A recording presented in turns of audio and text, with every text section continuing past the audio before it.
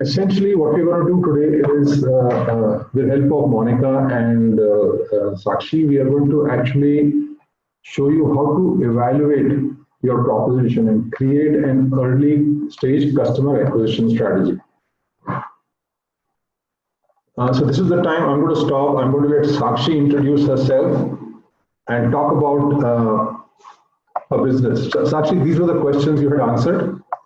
So it'll be good if you come in and lead this conversation. Okay. Hi, everyone. I am Sakshi. I'm co-founder and CEO of a company called Rent and Flaunt.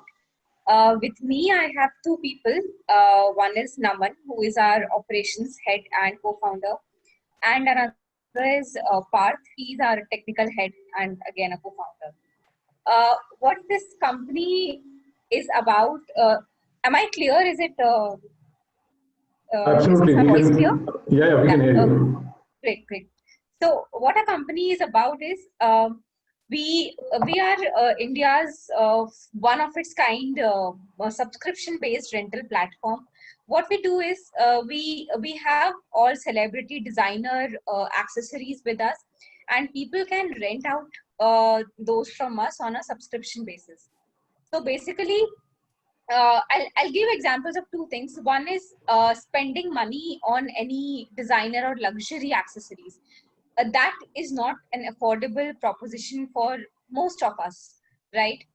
Second is there are other rental companies who provide certain things on rent for 4 to 8 days, which again doesn't look like a value rental proposition so much because, but though people do it and it's a good thing, but it isn't a value buy because you're spending,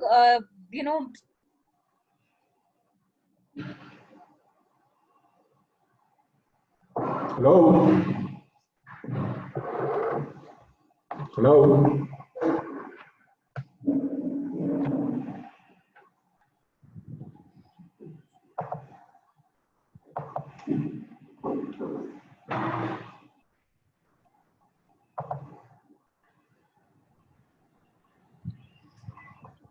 Hello?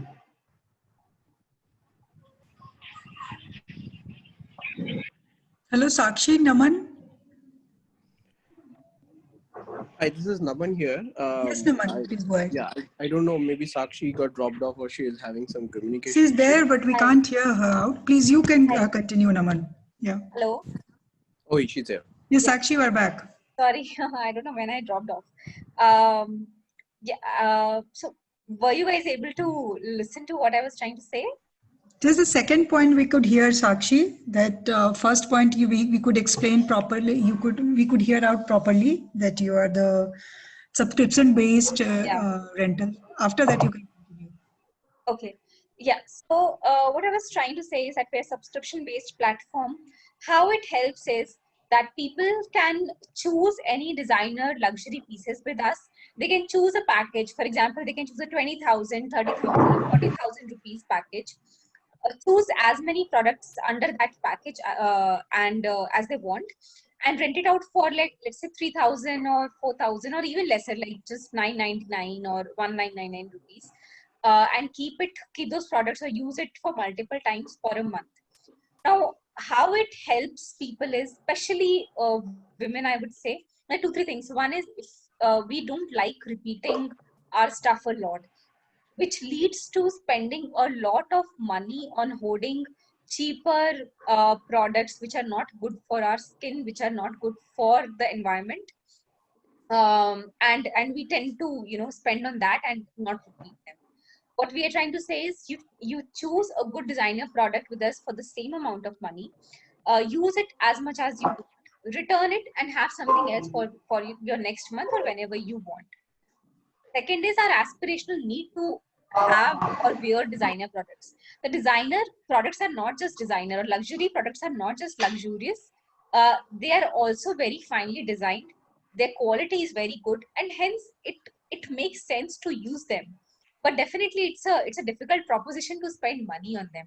So what we're trying to say that use good products as much as you want. Don't spend on cheaper products, but at the same time, you don't have to spend that much money on those products. And third is like again a value buy of spending 10,000 rupees or 20,000 rupees on something which is, or on a jewelry which is not actually gold or diamond, is somewhere we get confused. But with us, what we are saying is these are designer, these are Swarovski silver pieces, good pieces. These are luxury category handbags like Coach, Michael Kors and all. Use them at a very cheaper price and then return, and someone else can use it.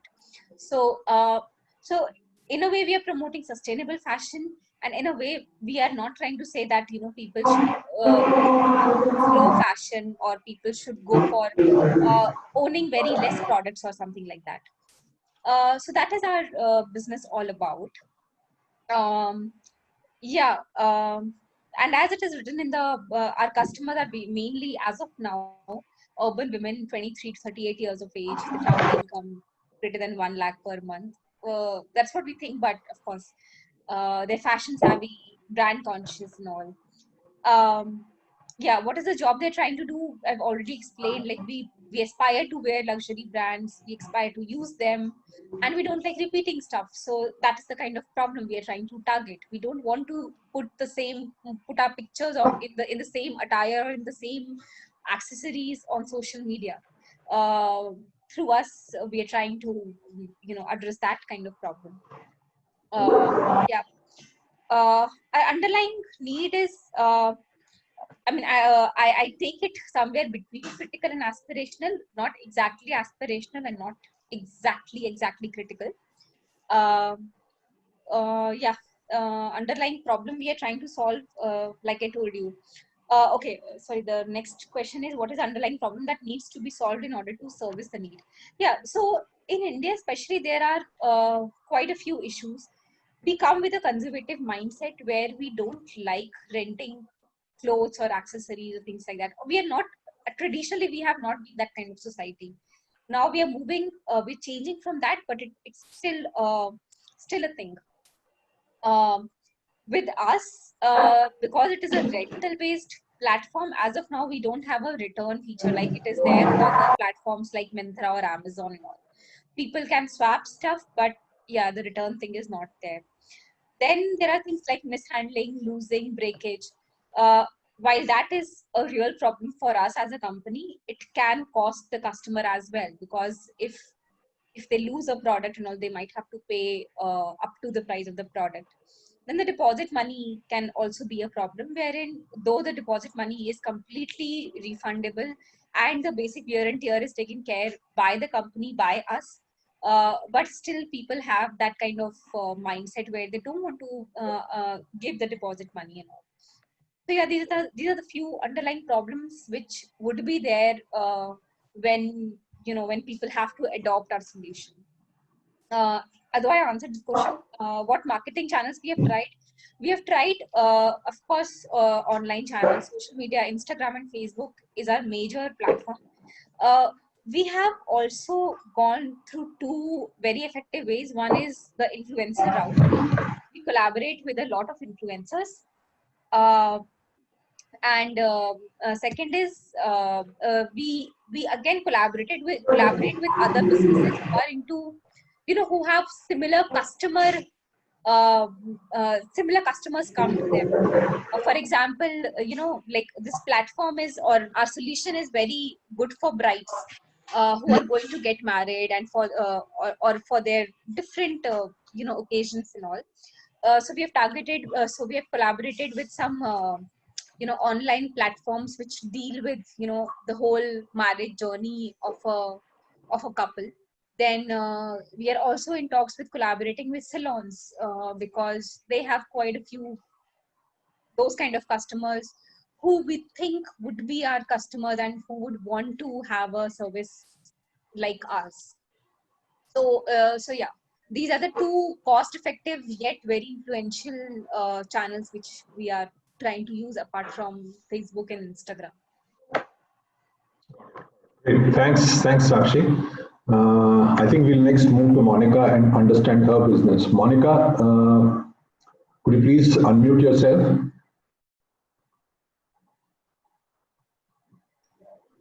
Hello. Hi, Yeah. Monica. Oh, hi, Ravi. Okay, so guys, this is Monica's product. She's changed her company's name to Ilerthi. Am I pronouncing it correctly, Monica? It's Alardia. Alerthia. Okay. Gift for Earth. And this is one of her products, and the other product is this. And here's what she says about her company. So all yours, Monica. Yeah, thank you, Ravi.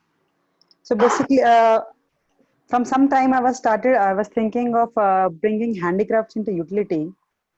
Then I didn't know exactly which handicraft to go with, because most of the handicrafts are going for decor and they end up in storage. So I started talking to Sudeep, and I figured out this 2-3 products over here. I am currently working on bamboo as well as neem wood. Because as everyone knows, bamboo is very sustainable, and it's a grass which is very strong. So a lot of things can be made out of bamboo for our daily purpose, which used to happen a lot of back earlier before the plastic came into the market. And now there's this plastic free campaign going on. So it's the right time to pick it up again and bring bamboo back into daily life products. Along with that, I also started looking into dinnerware for my kids. So then I realized all the products which are available in market are mostly with plastic, which contains melamine, which can leach into food if you serve hot food or acidic food into those particular dinnerwares. So I started looking at some options, and what I found is that in outside in the UK, US, Europe areas, most of the people use wooden dinnerware for that, which is natural and safe. So I stumbled upon this particular product, and I worked with this Chennapatna people who are great at their woodcraft, and made this elephant set out of neem wood, because it is sustainable. It grows within 4 years to be ready to cut. And Chennapatna has a sustainable source area. I mean, the forest is completely defined for that cutting purposes. There is no risk of deforestation, because they maintain the ecosystem in that area. So that's the business I'm working for. Basically, I'm trying to produce all the natural products and ensuring that throughout the processing, nowhere chemical is going to be touched in these products. And finally, ensure that the products are 100% safe, which is not exactly the case with what we have in market nowadays. They say it is 100% natural, but if you look into details, they are not completely natural. They either use chemicals for treatment or for final processing. So yeah, with this in mind, with this dinner set, my customer, which I am targeting right now, is parents who are eco-conscious and looking for plastic-free alternative for their kids, specifically 0 to 3 years old. And currently, what we have as of non-toxic is only traditional steel, but it doesn't come in much of funny or cute designs as such. Hello, am I audible? Yeah, Monica, you are. Okay, just checking. That's the reason I am making this in animal kind of shapes and everything. It's just that it keeps the child engaged. I have tried it and tried and tested on my own kid. I mean, whenever there's a time for food, he just goes into the kitchen, open up the below drawer, and he takes out this elephant plate and asks for his food. So he knows this is his plate, this is his bowl, this is his own set. But again, the thing is, a lot of people are not aware about all these concerns or the issues with the plastic or the available market solutions in the currently. So I'm working on this awareness, and it's getting very getting stuck with people, because they're like, okay, if I tell them what is the problem, it takes time, because it's not a direct poisoning effect with this chemical leaching into the product. It's a long-term impact. If you use it, then it can impact the lungs and everything, other organs of the body. There have been some researches which says it also, but because the people say, okay, just plastic anyway, it will break in some time, and we won't use it for long, so it doesn't matter. So there's that kind of mindset.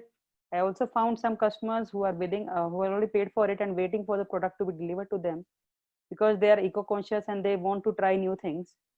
And they love that this is elephant shape, and they can use it for gifting to their family, friends, and kids. But yeah, it's a bit of aspirational problem. There's no critical need for it now. No, that's the reason I'm stuck with the 5 or 6 orders till date.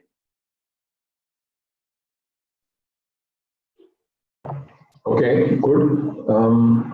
And you identified the problem, and your current channel is families and friends, right? Yes.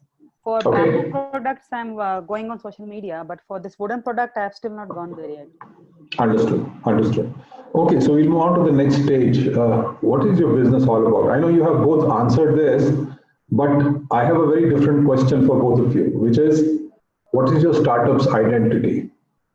Monica and Sakshi, do you understand the question? Have you tried to answer this for yourself? Let me give you an example. If I asked you, Monica, who are you? You're typically going to say, oh, I'm Monica, I am X number of years old, I'm a housewife. You're giving me labels. You're not telling me who you really are. Why do you exist? What drives you? So the key part of your identity is the purpose. What is the purpose for which your company exists? And Sakshi and Monica, I would want you to answer this question, and we'll get into interaction. We'll have the group ask you questions. So what is your idea? What is the purpose for which you're setting up this company? Alarthya. My purpose is basically to bring to promote artisans and bring handicrafts in daily life, and also to provide 100% natural products to people so that they can live sustainably without any compromise. Because when I started talking about sustainability and trying to understand more through the social media, a lot of people were saying, okay, we are so much comfortable with these plastic products. I mean, there are no alternatives that we want to go plastic free, but there are no alternatives. So that is my purpose, to bring the products which are plastic free, which are natural, so that people can easily move towards sustainability. So if you faced a dilemma that you had to either choose the artisans or choose the customers who are eco-conscious, who will you choose? And you have to choose one. From the purpose perspective, who is the higher priority for you? Now, in this purpose, the customers fit, but I'm trying to put both together. We'll come to that. So the question is, how are you going to execute your purpose comes much later. But unless your purpose is very sharply defined, you will keep losing focus. Right. And so let's assume that you are focused on sustainable solutions for daily living. That the purpose of your company is to create sustainable solutions for daily life. Yeah. And I'm not saying this is it. I'm just kind of, from whatever I've heard, I'm just giving a certain phrase to it. Now, everything must come from there.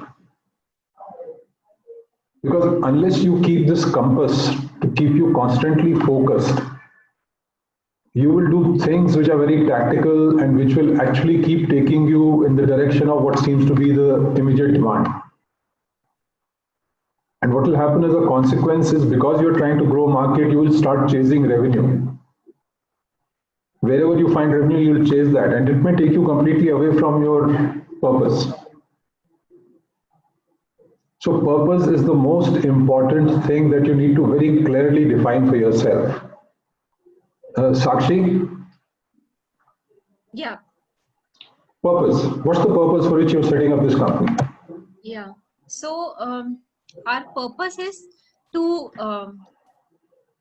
answer or to help to answer the dream of people to wear or to use designer products and have new products whenever they want. Hold on. You're getting into how you will fulfill your purpose.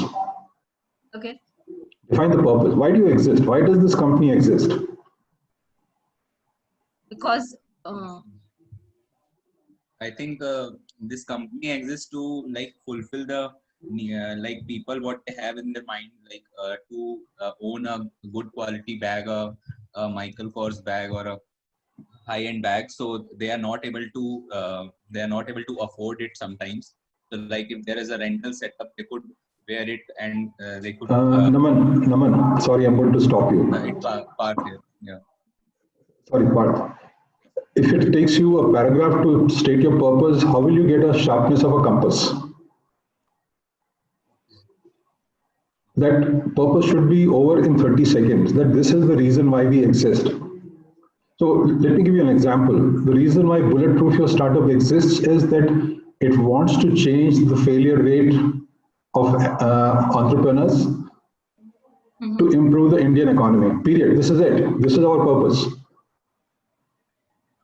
How we will do it, what we will do comes much later, but this is the purpose. We will not lose this focus. We want to change the failure rate from 95% and bring a success rate of 65%.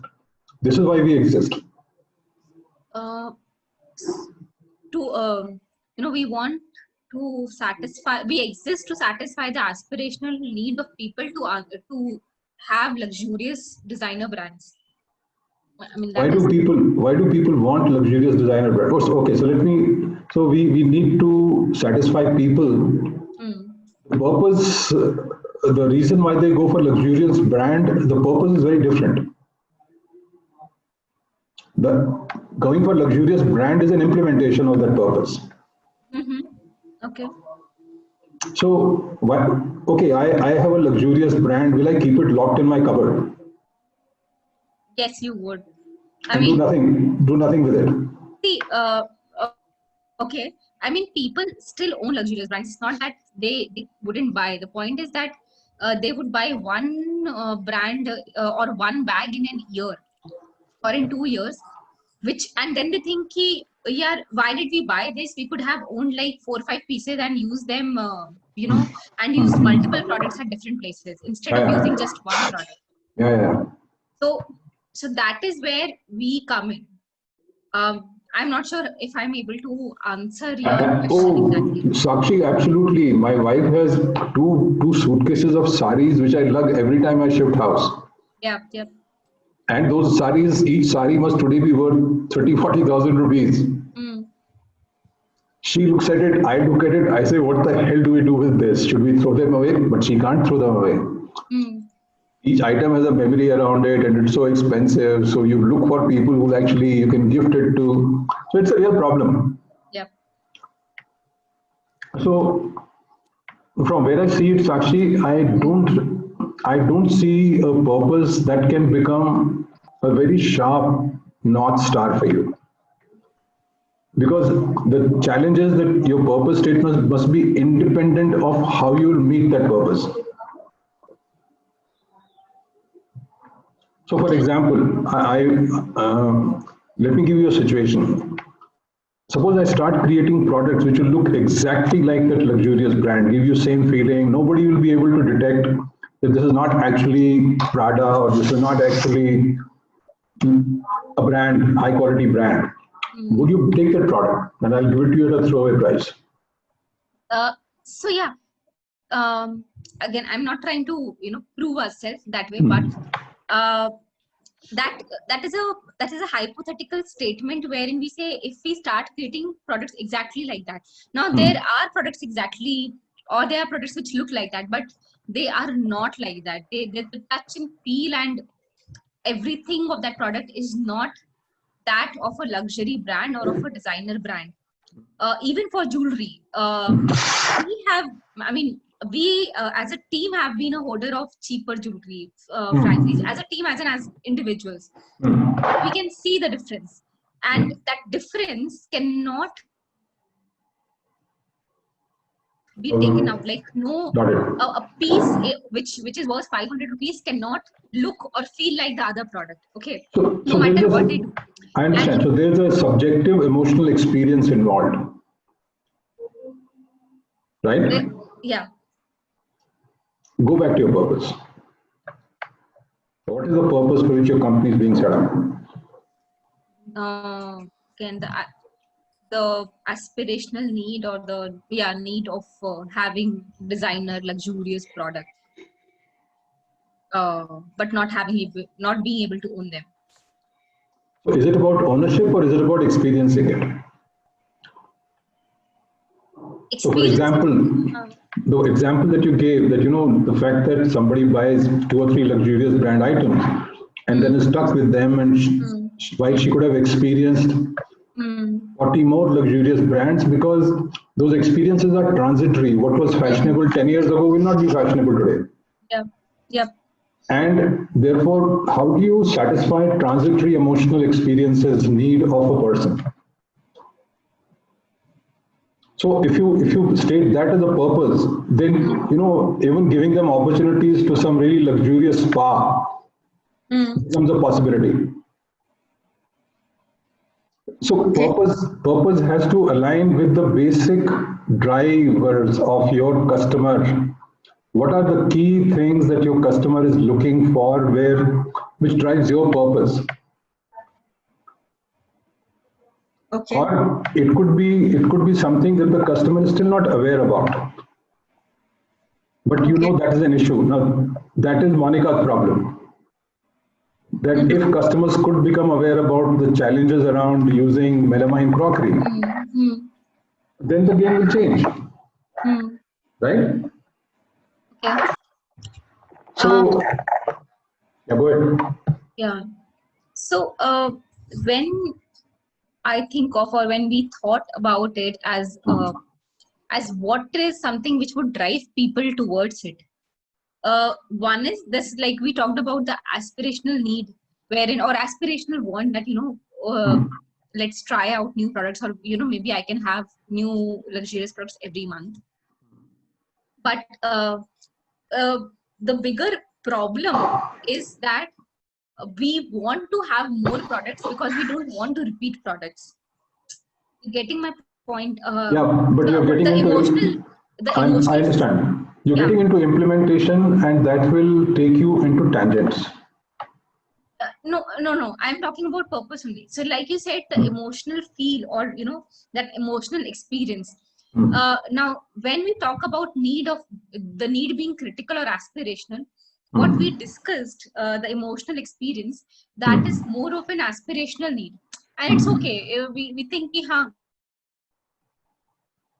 कभी satisfy होगा, like Shahrukh Khan का घर देखकर, sorry if I'm speaking Hindi, if we look at Shahrukh Khan's bungalow, we'll feel, I wish I could live in this bungalow, but we forget about it because that is something where we cannot reach. I mean, it's very, very difficult to reach there.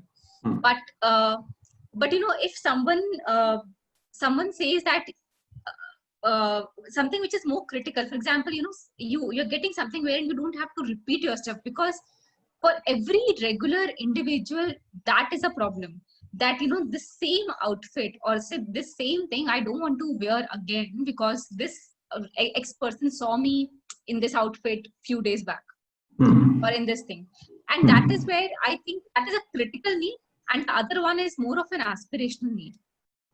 That would come when people see our products. So when customers see our products, or they just feel our products, they feel yes, there is an absolute difference between what they used to own and what they are seeing.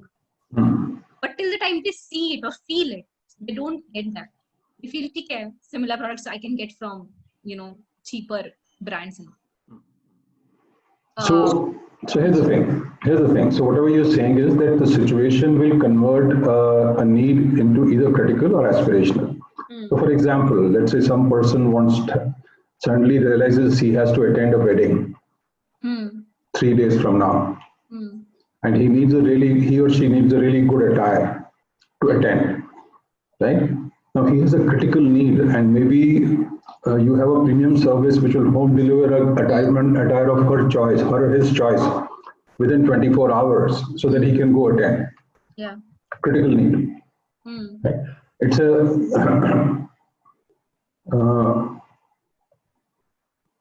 so it becomes a blatant critical need because there is a shortage of time. If that wedding is 1 month away, it is still blatant, but it's not critical. Yep. Right? And so the situation changes the nature of need. It is never constant. Yep. So that's the key thing you have to remember about the nature of need. And very often your marketing strategy can be actually tailored. So for example, you could design a campaign just around people. Wedding season is coming up, right? Yeah. And you could have a campaign just driving at the wedding season because need will be critical. Yep. Right, so you get a very targeted campaign out of thinking like that. What you did, you broke your customer segments. You said, here's a segment who have critical need to attend wedding, and your campaign will be so directed on, hey, you need to attend a wedding. I have a dress for you. Yeah. So those are very specific situations, and whenever you actually look at what you're going to do, you'll have to keep breaking your market into segments and create strategies for each segment. Yes. And especially in your kind of business, it actually will have customer segments who will have different kind of needs. Right? And so therefore, thinking about your purpose is very important. Pratap had a question, is purpose the vision of the organization? No, Pratap, purpose is not the vision. Vision follows much later. Vision is how are you going to fulfill your purpose. Okay. So if I had to define my purpose, I today exist to make entrepreneurs successful. This is my purpose in life now. How I will do it, which entrepreneurs I will work with, what are the methods I will use will follow later. So if I was to kind of summarize your purpose, Sakshi, the purpose I'm hearing is that you will create opportunities of transient emotional fulfillment for people. And this is not what you have to publish. I mean, but this is where you're thinking the transient part and emotional fulfillment part. Now, what happens once you take an umbrella decision like this, you will find those transient emotional opportunities which you can fulfill. And it may not just be a dress. But when you define a purpose like that, what happens is that your consumers start identifying you with that purpose. So they'll say, oh, if I want a great transient experience, I go to Sakshi. Why do you buy Apple today? You don't buy it because, oh, they have made iPhone. Oh, they made iPad. You buy it for an experience because they have managed to instill in your head a certain image about the experience they give you. And they have stated it so many times that we want to give consumer the best user experience. That is the fundamental purpose why Apple exists. Another great story is Red Bull. I don't know how many of you know that Red Bull is a single product company. They have only one energy drink. They have flavors, but it's one energy drink. And their positioning is very clear that we offer you adventure, thrill, experience.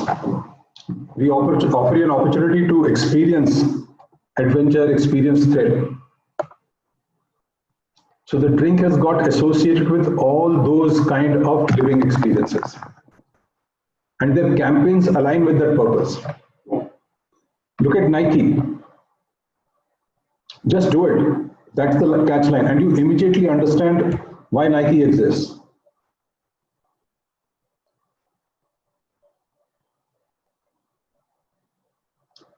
If you focus on product, you will get constantly challenged in defining your brand, defining your identity, because as you keep jumping from product to product, your identity will also shift.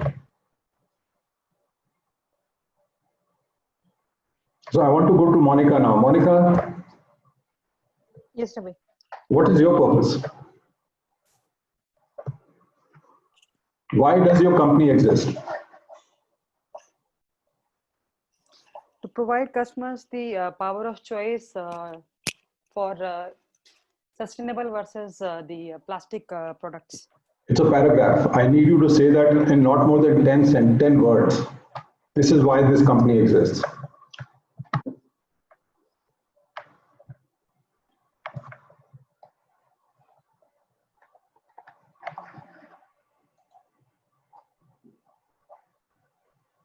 Sustainable life without compromise. Okay, that's a good purpose. You'll probably have to go, you'll have to tie your purpose down to eco-sustainability somewhere. So that, the moment your purpose, though anybody asks you, okay, why have you set up this company? To offer people opportunities to live a healthier, eco-friendly, sustainable life. And now everything can fit under that umbrella, whether it is bamboo dinner set for children, whether it is food, whether it is clothing, everything. see, you started with a dinnerware, right? Yes. Now you have a table lamp. Yeah. How are you going to reconcile the two images or two identities?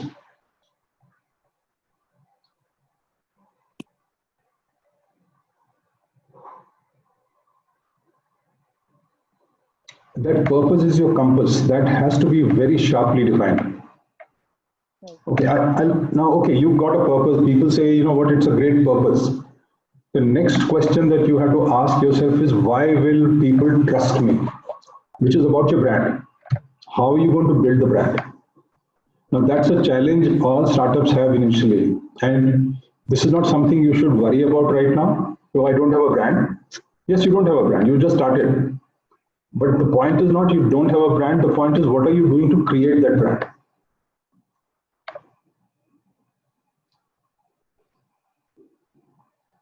That is the important part. And you will be able to create a consistent brand only if your purpose is very clearly defined. So for you, Monica, everything that you do is always about living a better quality life, which is eco-friendly and environmentally sustainable life and a healthy lifestyle. Anything you do. That's how your brand will get created. Apple created a brand experience with Mac, not with the original Apple microcomputer they made. And then they have consistently kept building that brand, product after product after product. They have never come out with a shabby product. They have never come out with a product that will not give you great user experience. They will never come out with a product that you will not look at and want it. Walk into an Apple store, you get a totally different feeling. It's not like any other electronics, any other computer shop that you walk into. So how will you consistently create your brand that aligns with your purpose becomes extremely important. Moving on to the next, okay, you've done that. Then the next question you have to answer, okay, what are the core values that I must adopt as a company that will drive that brand?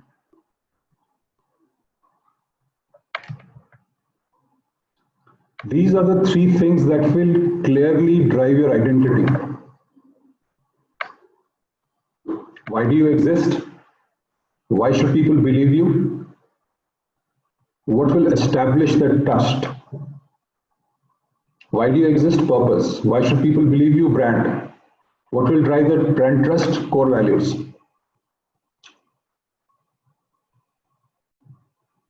So take as an example, if Sakshi guarantees that, hey, if you don't get, how did Myntra establish its brand, Sakshi? Myntra said, if it doesn't fit you, you don't like it, return it. Trust. Yep. And of course, people misused it. People got a Myntra test, wore it, packed it back and sent it back. But they built that into their model. They knew this will happen.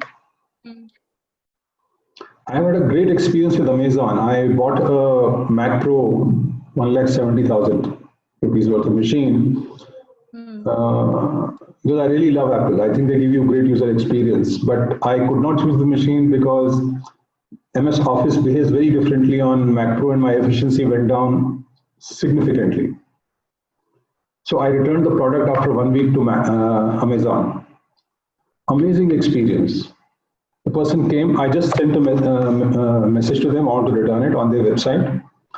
Next day, a person was there at my home. He started in my office actually. He started the laptop, he checked it, he took it back, gave me a receipt. 3 days, money was refunded to me. No questions asked. So what you are trying to say is that the way you build your trust in a brand is by answering that question which is stopping people from using that service. The thing which was stopping us from using Myntra, or for that matter Amazon as well, was that if that product doesn't fit me, or if I don't like that product, then I'm stuck with the with that product and my money is gone, right? That was the basic major problem when people wanted to, if people wanted to adopt that brand.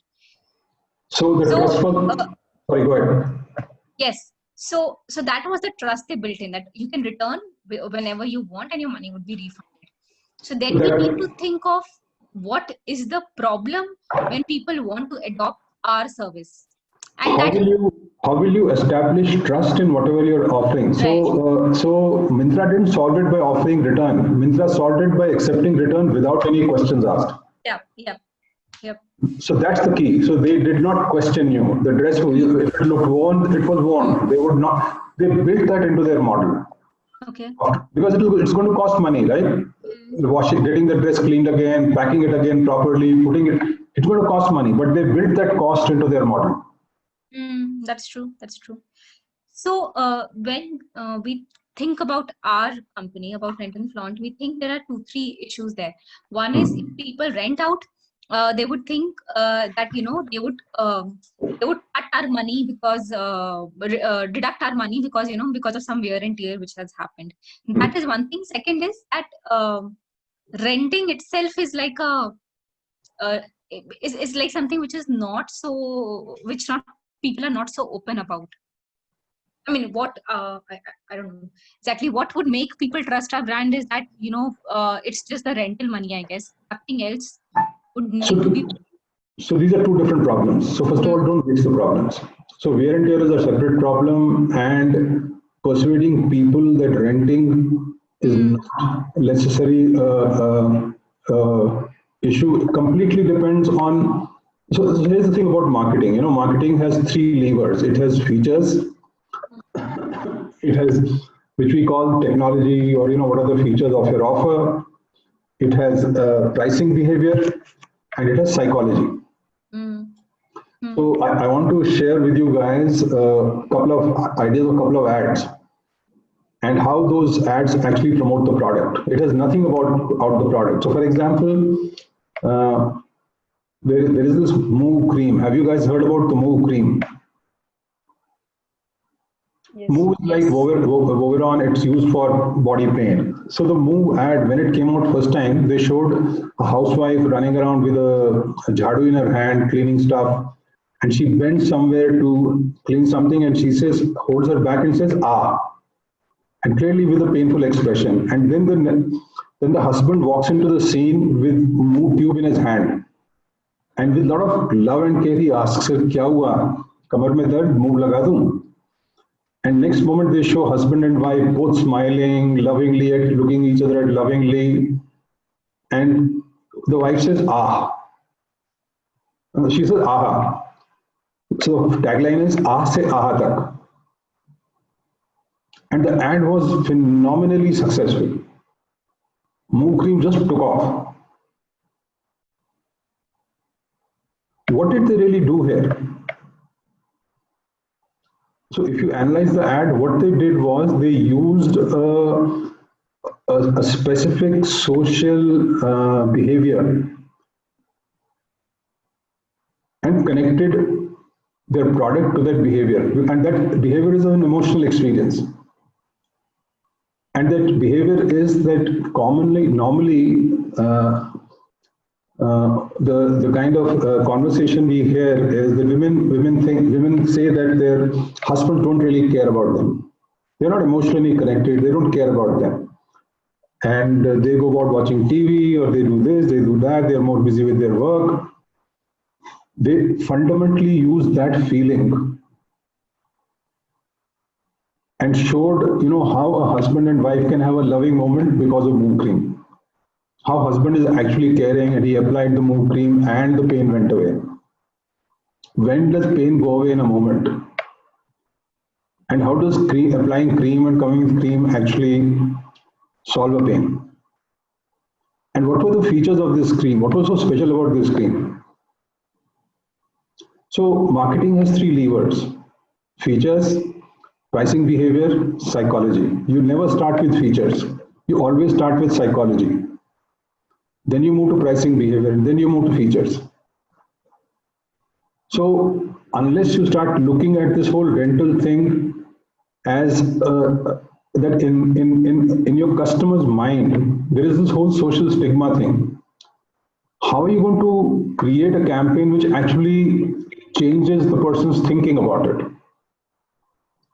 So unless you come from that perspective, and use the psychology part of it to create your campaigns, you will not be able to change customer perception, and you'll always be on defensive.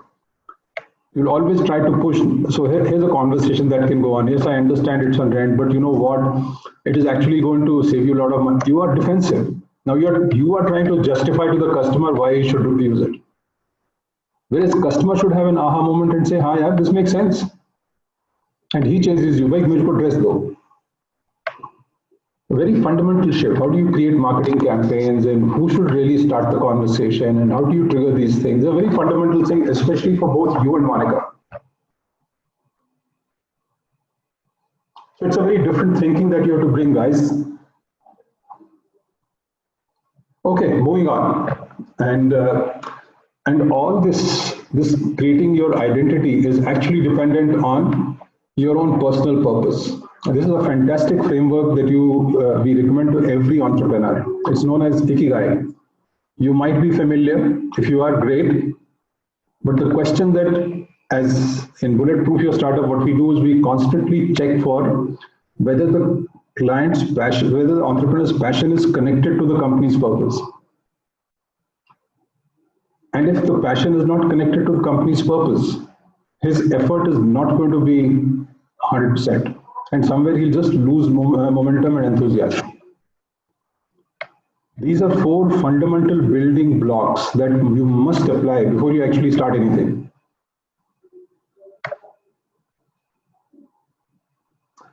And what we are trying to do here is show you how frameworks have to be applied at each stage, so that you are able to think very clearly and then take steps in the right direction. So I'm not going to go into your personal purpose and passion, because that's for you to figure out. Use Ikigai to figure out, are you doing things that you really love doing? If you're not, move away from the venture, do something else. So for example, a lot of people start a venture to make money. That is one of the worst purposes you can have, because money is an outcome of doing something very well. Money itself can't be the driving motivation. So you can do anything here. I would say, persuade government to legalize marijuana and sell marijuana. You'll make tons of money.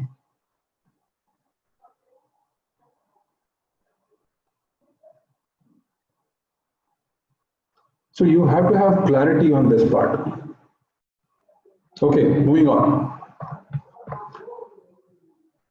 Any questions so far? Sudip, are there any questions in chat? Because chat is not visible to me in full screen mode. No. Pratap had a question which you have already addressed. Pratap talked about is the purpose and vision, is the purpose the vision of the organization? Okay, great. Let's move on. So, since you're doing a startup, we now must examine the startup framework. What is a startup? And see whether you are doing things that a startup is doing. And if you're not, how are you going to change what you're doing so that you actually have that opportunity to create something big, something really huge, something that will become very, very effective.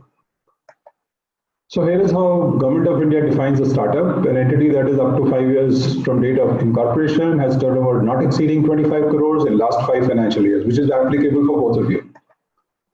But here's the key definition: an entity that is innovating, developing, deploying, and commercializing new product, process, or service driven by technology or intellectual property.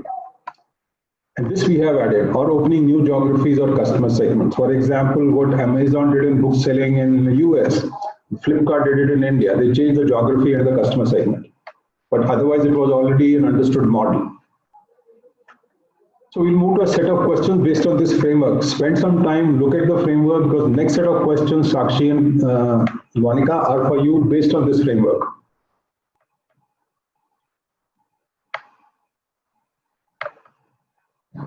Okay, shall we move on? So Sakshi, you first. What will you be innovating? Product, service, process, or business model?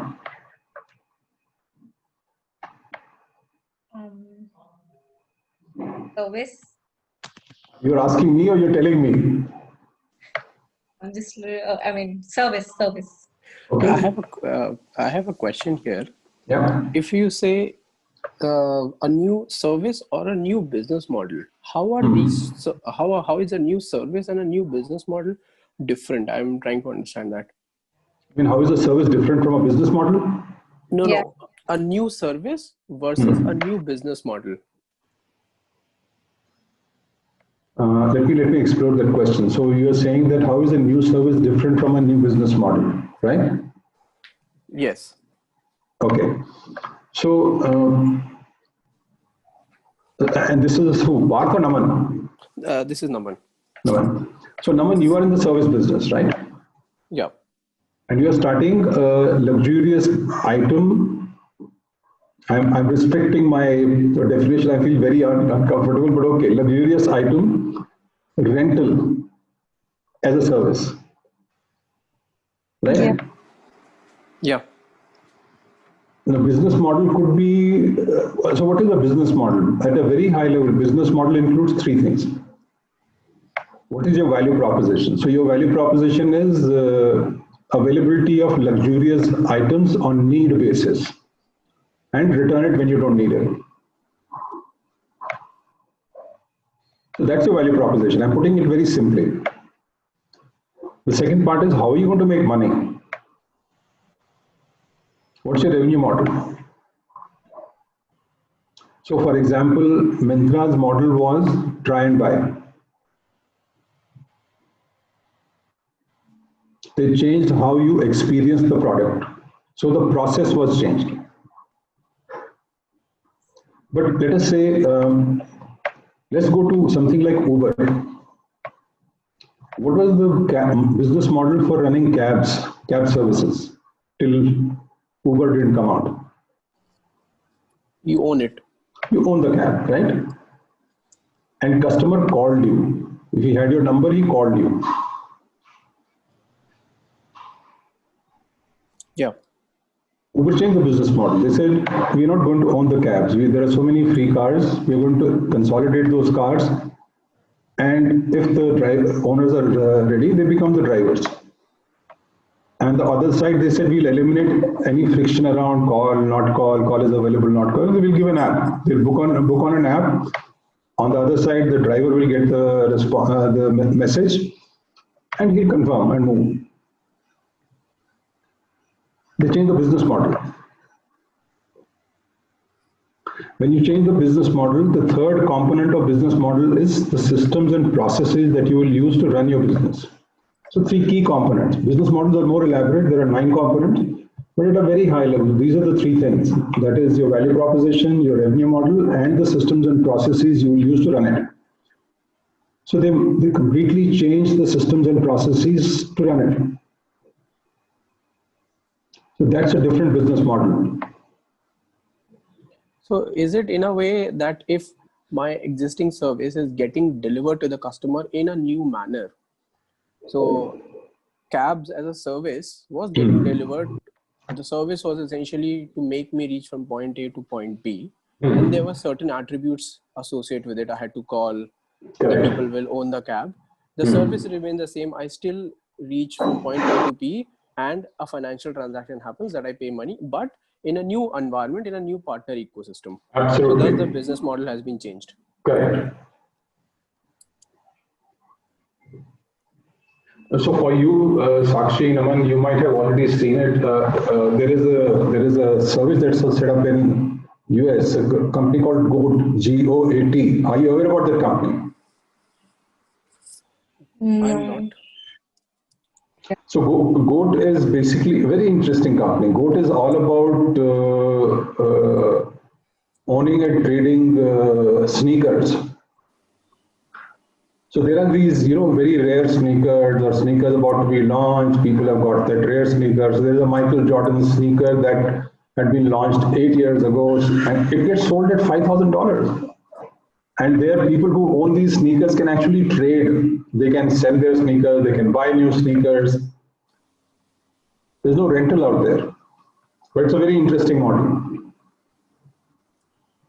You have some commonality, from whatever I heard, you have some commonality between how GOAT runs its business and how you're also trying to run your business. Maybe a good model to study.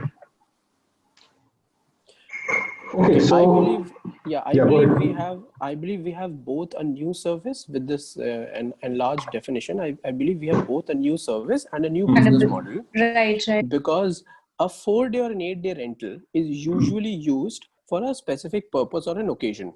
Yeah. And rentals for a jewelry or dresses could be available through your nearest salon Yeah. as well. That Yeah. exists. It's not a new service, Hmm. but the mode in which it is being getting delivered to you right now Hmm. is that you can go online, you can choose from a lot of varieties, you can make a decision. In that manner, the ecosystem is changing. Yeah. However, for the subscription based model, it's a new service.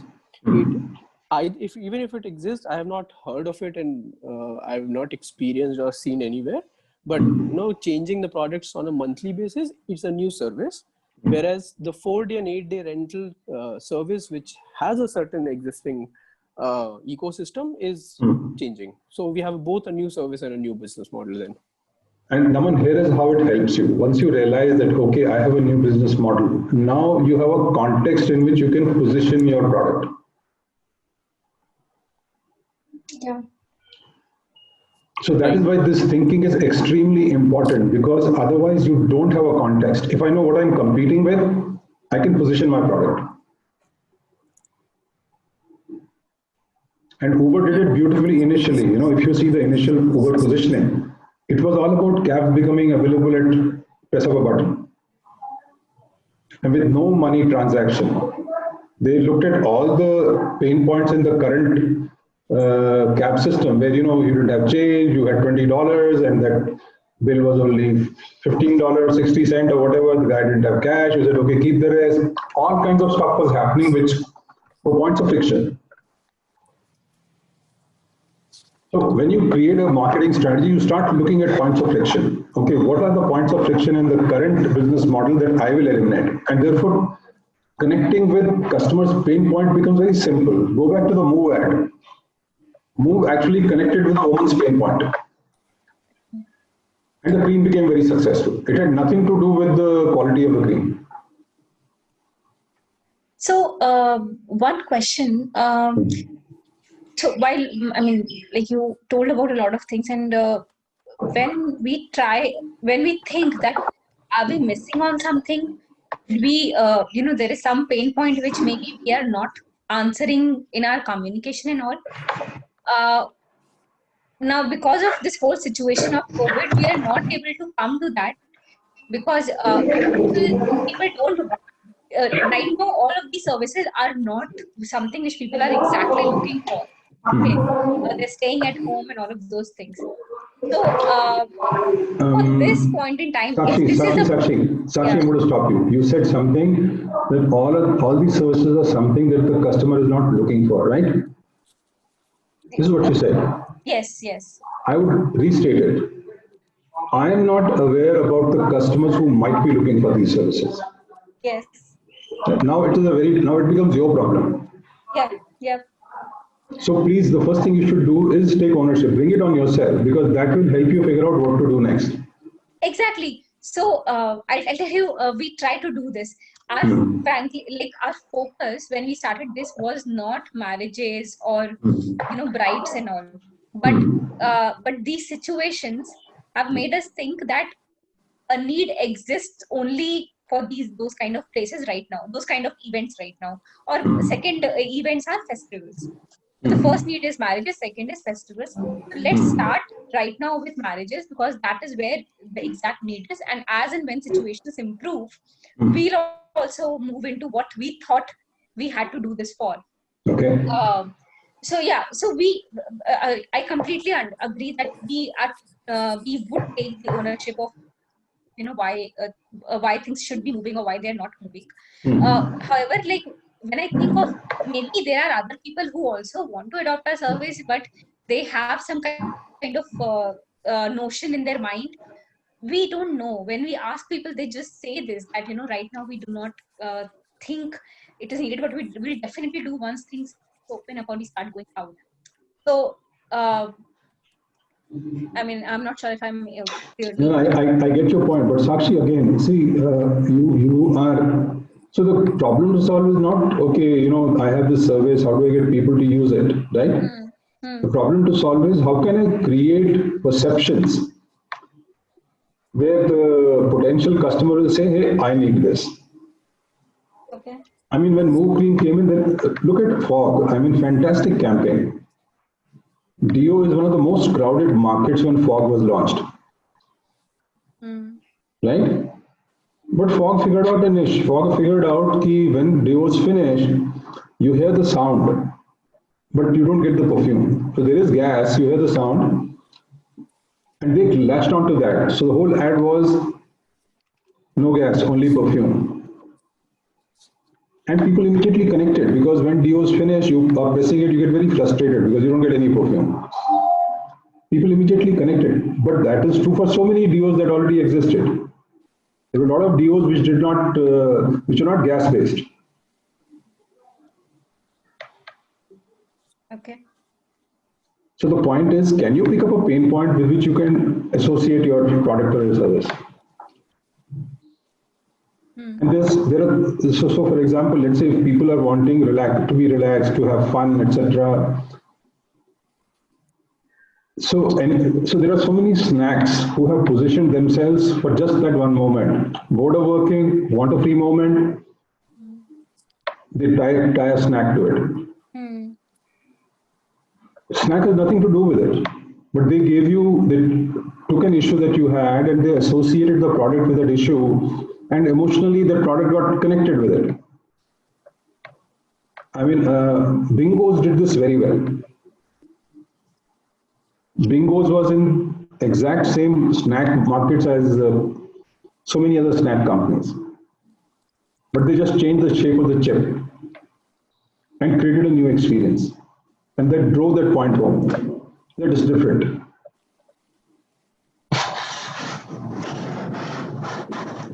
Maggi did this with hot and sour tomato sauce. There was this Javed Jafri campaign which ran for a very long time. I'm sure it must be on YouTube. You should watch that campaign.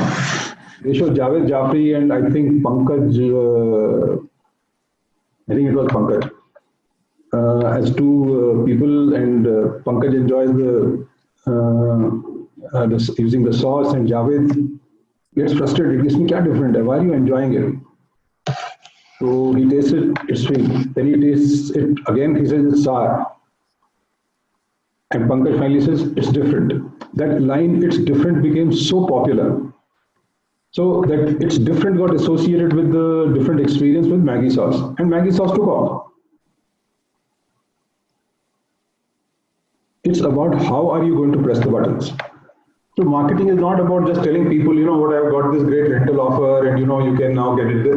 It is a very different problem to solve. And in customer acquisition, you will have to actually start thinking, how are you going to position your product to the customer?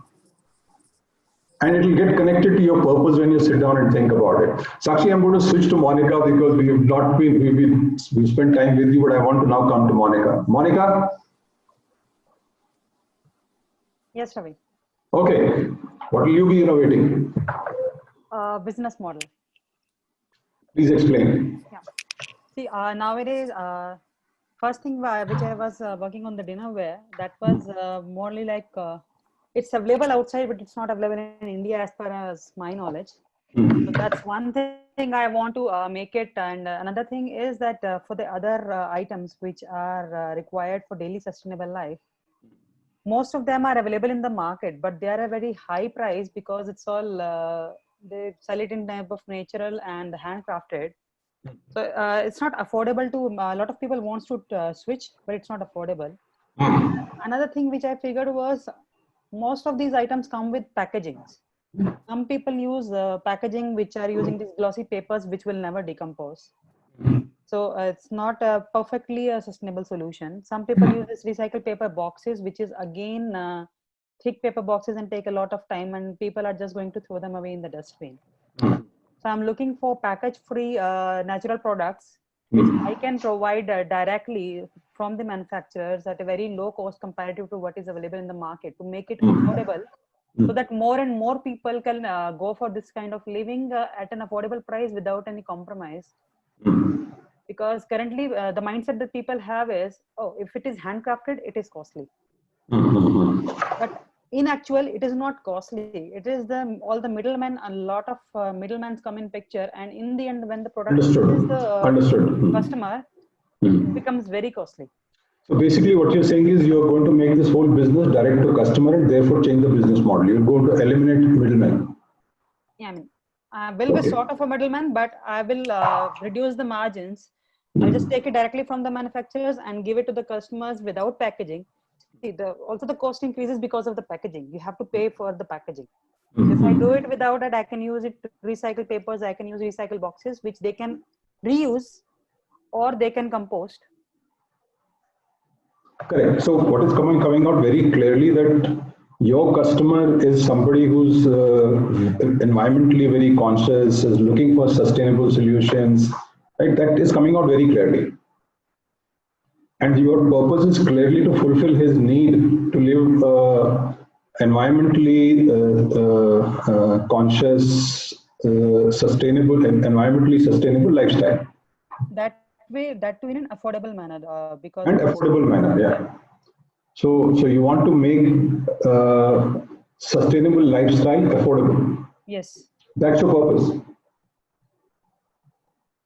Affordable, environmentally sustainable lifestyle. Yeah. Okay, and the disruption that you're going to do is in the business model. Basically, right now people buy it from shops. You're going to make it directly available. Yes. To customers, which means it's going to be online. Yes.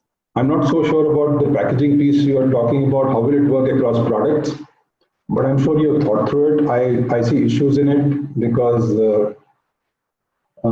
actually you can. If you see Amazon also, if you see how Amazon packaging arrives today, I mean, they use corrugated sheets, they wrap up product based on different shapes, and they send it to you. So I've been doing research. There are ways available, just that it will take some time to line up, but yeah, it can be done.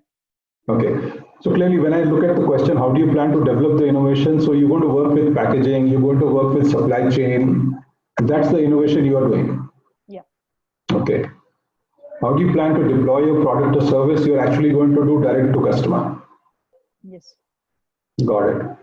How do you plan to commercialize your business, which is how you're going to make money? Okay, you plan to come, there will be a slide further down in this, which is, what's your pricing strategy? What's your competitive strategy? So you're going to come at the bottom of the market. You're going to make your products less expensive. Ravi sir, your screen is still on the definition framework. I know, I'm staying there deliberately. I'm just kind of answering these questions and I'm not moving ahead. And so will you enter new geographies? Not relevant. New customer segments? No, the customer segment is still environmentally conscious people who want to live sustainable lifestyles. That hasn't changed. Okay, understood. Ravi, just to add, yeah. Just a few products will be changing geography, like this wooden dinnerware, which I'm working on. Because that is currently only available outside. And if you have to get it in India, it's only through import, which becomes very costly. But then you're going to get them developed locally, right? Yeah, well, locally, yes. Because carbon footprint is another big issue, which is not sustainable. So understood. So it's not your geography is not changing. You're basically you're changing the supply chain. The product used to come from outside. It will no longer be the case. It will come from local markets. Yes. All right. Moving on. So the second framework we use for startups is this: a business with an uncertain future. And both Sakshi and Monica, because you're trying something very different, the future is uncertain. And why is it uncertain? Because you're trying to address a problem the customer is facing. So that problem definition, which comes out of that whole purpose conversation, has to be crystal clear. In a job, he's attempting to perform. So your job must be very clearly understood. Sakshi, in your case, it's a transient emotional experience. That is the job. That's the actual job. In this case, it is about a dress. In a manner no one has addressed earlier. So this is where the uncertainty comes from, based on a set of hypotheses. So your hypothesis is that it would be possible to persuade people, hey, rental is not an issue, and in which case this business will take off. That is one hypothesis. The second hypothesis will be, I will be able to create an inventory less model where I don't end up buying these items and put a lot of money in it, but I can get people to put their, kind of sell their luxury items on my platform, or rent their luxury items out on my platform, which can then be leased out to others. Yep. There is another hypothesis out there that you will be able to maintain experience quality based on what will happen in garment returns and issues to the garment or issues to the item. There is a lot of friction and cost involved in that part. You'll have to figure that out.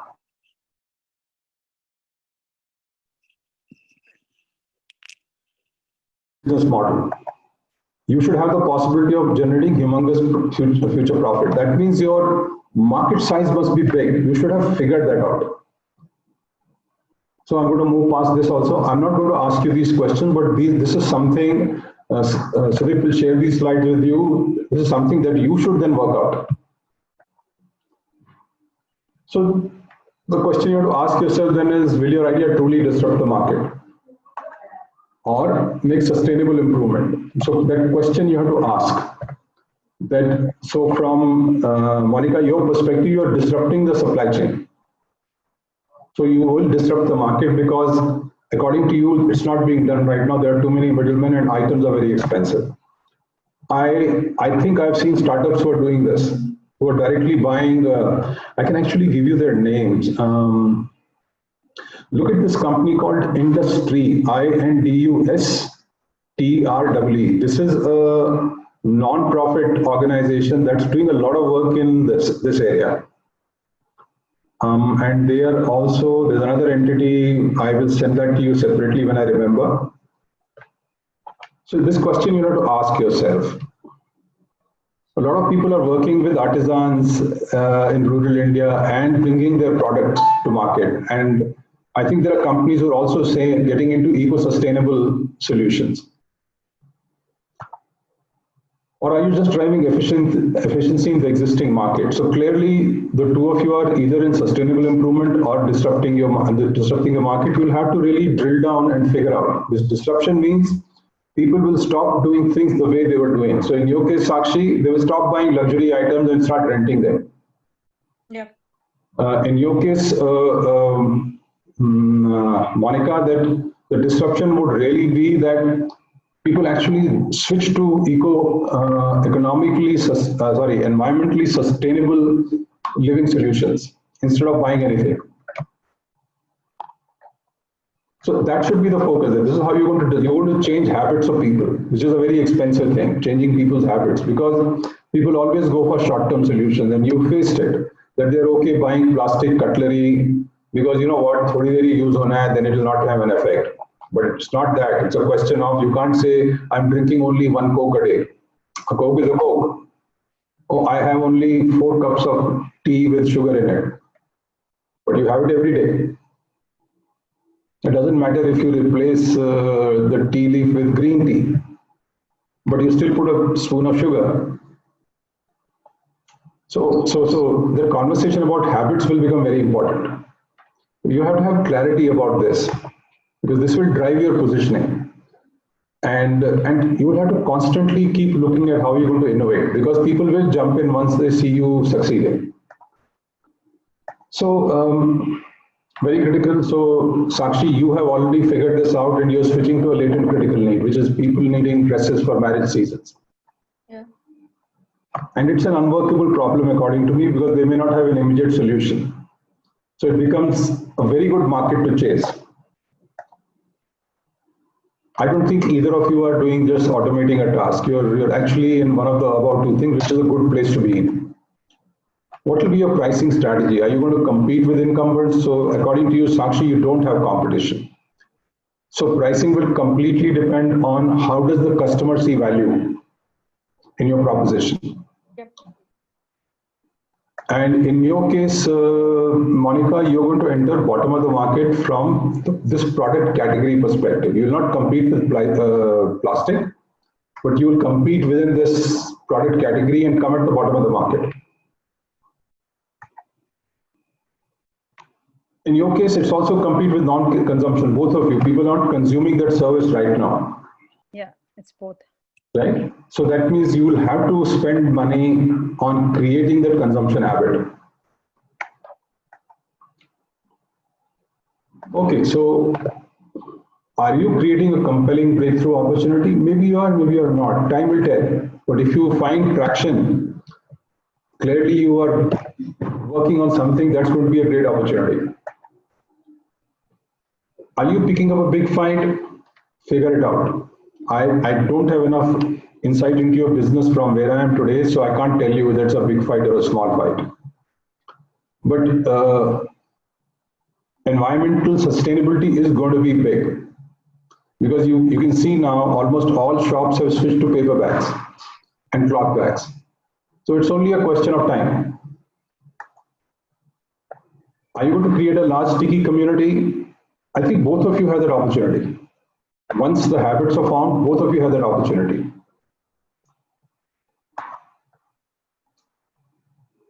Okay, how well do you understand the customer? That's a conversation which is very important, because mostly it is our product which we love that drives our customer conversation. But you have to reverse it. You have to constantly think about what is the value customer would like to have. The value-based conversation is extremely important for you. And that is where this whole conversation about customer jobs becomes important. This is the jobs to be done framework that we use, where we help you analyze. So Sakshi, if I look at your startup, so people who are wanting to attend weddings, for them it becomes a functional and a social job. It's both functional and social. It is functional because they have a wedding to attend. Social because they don't want to be wearing a dress which people have already seen. They want to appear in a certain manner. There's an obligation to attend in that wedding, so they need the dress. Yep. There's an emotional component also, but it may not be as strong as the functional and the social component. Why is this important? Because this drives your marketing positioning. Your messaging will come out of these things. How do you position it? So for example, in a marriage situation, there's no point telling the person, oh, it will be a great emotional experience. But if you instead say, hey, you know what, you have this activity to do. I'm your best bet for doing this in the next 24 hours. So your positioning starts coming out of understanding of jobs. The nature of need becomes very important. What is the visibility of the problem for the customer? Is it latent or blatant? So Sakshi, because customer is not aware that there is an option, low cost option available, it's a latent problem, but it's critical. The moment you start making him aware, hey, you have an option now, you can rent it instead of buying it, it will become blatant. Now he will say, okay, you know what? I have an answer now. One of the best places to start is latent critical. So the wedding season issues, I don't know whether your entire market will be like that, but the wedding season seems to be like a latent critical problem to solve. Yeah.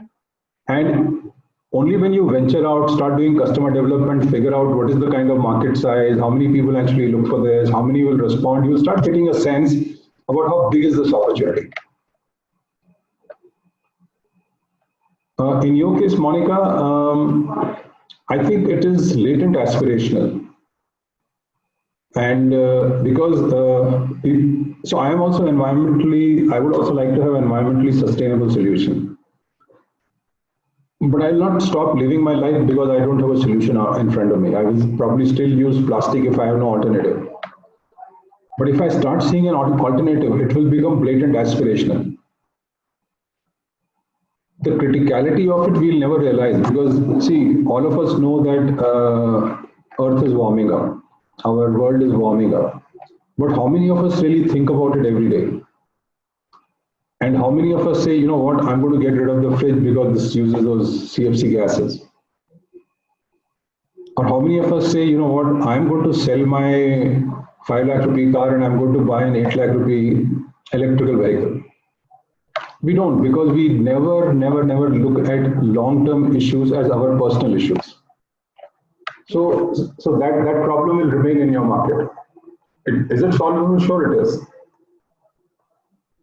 So you redefine the market. What market will you go after? You're not wanting to solve world hunger. You pick up that market where you know customers would need this.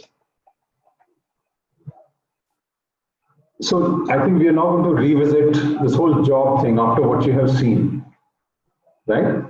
Yeah. And you have defined the job in a certain manner. So Sakshi, do you want to revisit what is the job your customer is trying to perform?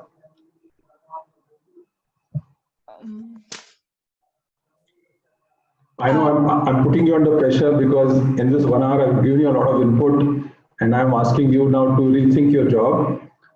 But I think even if you say, yes, I have to revisit how I think of the job, then the purpose, we've achieved our purpose today. Okay, so before answering this, can I say this that, can I answer with respect to this COVID situation? Because, yeah, so the job the customer is trying to perform in these situations is, for the marriages, for the brides, and for their family. It's a critical need to dress up and to dress up new, and that's where we are providing a very affordable solution. That is for these particular times. So let me restate the job then. So the job, as I understand it, customer needs a luxury brand item to attend a wedding without buying it, without having to invest a large amount in it. That's the job. Yes. Okay. Exactly. Okay. And it's a latent critical job because the need is critical. Yes. It is latent because he doesn't have an answer. Okay. Monica, you want to take a shot at the job? Yeah. So the customer wants to have, everyone is aware, as you said, but customer wants to live the way they are currently living with eco-friendly solutions, but they are unable to find such products at an affordable price. So that's the job actually.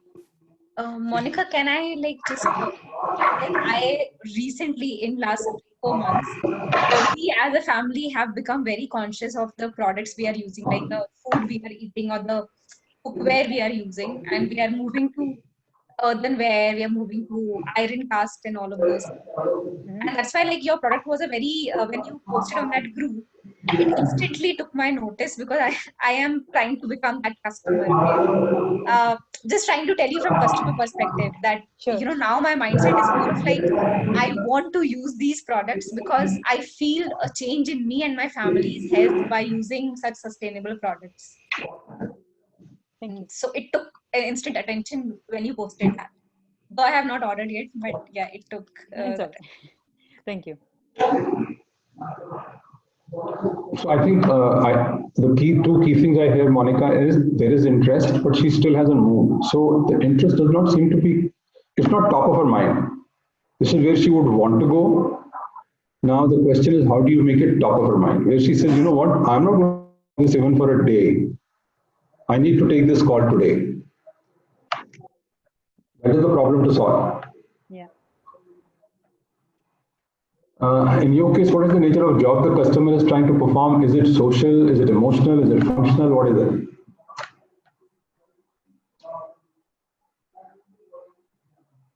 You have to think about it. You don't have to answer it now if you need to think, but you'll have to kind of figure that out. Yeah. To my mind, it is functional and emotional. It's a combination of both. Yes. And therefore, how are you going to position it is going to be driven by that. What is the pain the customer is undergoing that needs to be alleviated? Monica?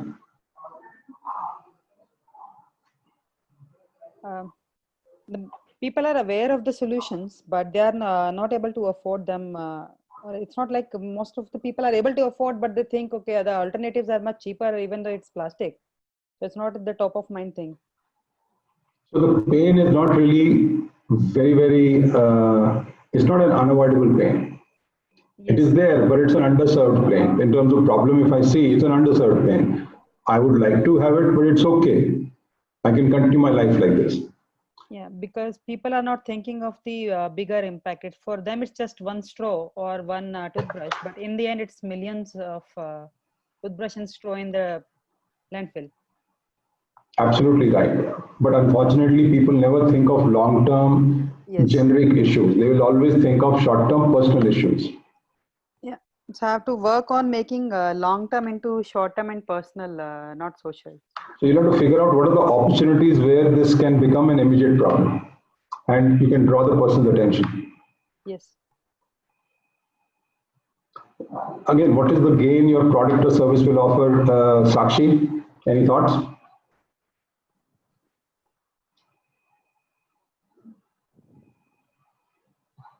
Sakshi, are you there? Hello, sorry, actually my connection was not well. Can you please come again? What is the pain the customer? What is the gain your product or service will offer? I would rather want you to answer. What is the pain the customer will undergo in adopting your solution?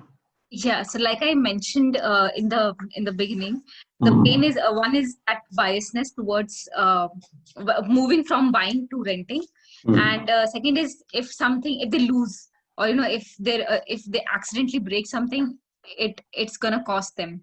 So that is a kind of pain or a problem which they'll face before adopting our solution. So it's a question of how do you make it socially acceptable? Yes. Right? Yes. So that's what you will think about. Okay. And these questions are all coming out of the jobs to do framework. These are not something, this is our standard set. We have a standard set of questions which we use. I have taken some of those out only to illustrate to you guys how does Coach Insight or strategy design work? What is it that you will have to focus on? How do you structure your thinking and pick up issues by issues and find answers to them? I want to move to the last question for both of you. How sticky will be your product or solution? Monica, you want to take a shot? Yeah. I believe it will be sticky for a long term because once people, it's like a lifestyle change. So once people adapt to it, then they're going to stick with it. But the notion is very ephemeral. What drives that stickiness? Because they will not see the outcome. It's a belief that yes, this will lead to a better lifestyle, better health in the future. But I can't see it. Right? Yeah. So for example, exercising is something good. You should go for a walk every day, and if you can do gym, nothing like it. But how many of us actually get up and do it? Because we always settle for short-term pleasure. So these are some of the issues you'll have to start thinking about and figuring out how will you address them. Okay.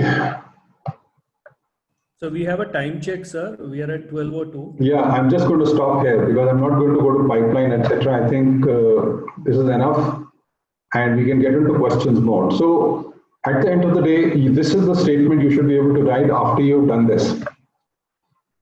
So very quickly, what my value proposition, what is the value for the customer? So Monica, in your case, to be able to live eco-friendly, environmentally sustainable, healthy lifestyle. This is the value for the customer. Yes. Who's the target customer?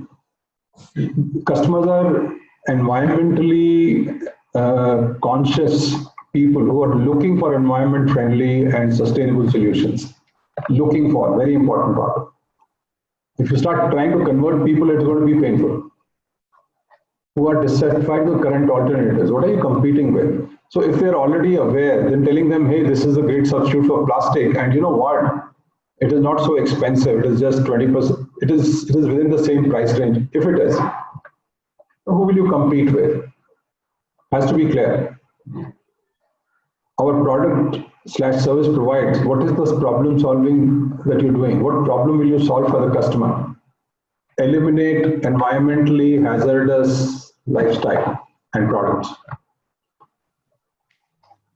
By what does the product do? So here you can start talking about the product. What does my dinnerware do? How is it better? I have questions around your dinnerware because some of the things you're saying So for example, how does dinnerware stay antibacterial after multiple use? I don't know the answer. Maybe you already have the answer. That, unlike the current product alternative, which is, how is it better? Get very specific. So please take this as a template, and if you have multiple value propositions, break them into separate pieces. So for example, Sakshi, in your case, I would write a different value proposition statement for the marriage segment. I would write another one for who's wanting to go out on a date. I would write out another one. Break it into segments and write your value proposition for each of those segments. Okay. You will ultimately merge them if you find there's no difference, but get that clarity first. Okay. Okay, we'll stop here and time for questions. Mangvesh, you had a question. Any frameworks or blogs or books that you can point out that will help convert aspirational needs to critical driving customer towards it? Mangesh, I don't think I can tell you or give you a book which will singly address all kinds of domains and situations, because it's something that you really have to sit down and examine specifically in each case. So if you understand the jobs to be done framework, then you can start getting into each specific situation and start analyzing it. Pratap, I know, yes, drugs are a controversial subject, but marijuana is legalized in US in some states now.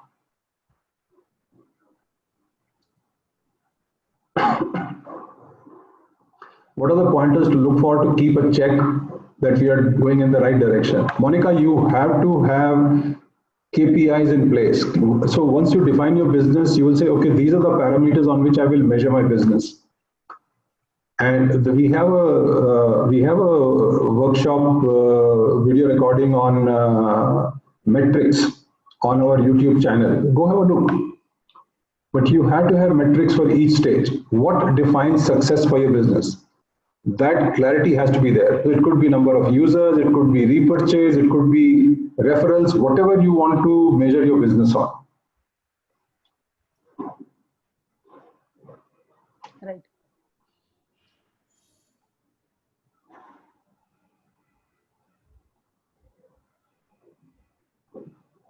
Any other question? Does anybody else want to ask any questions?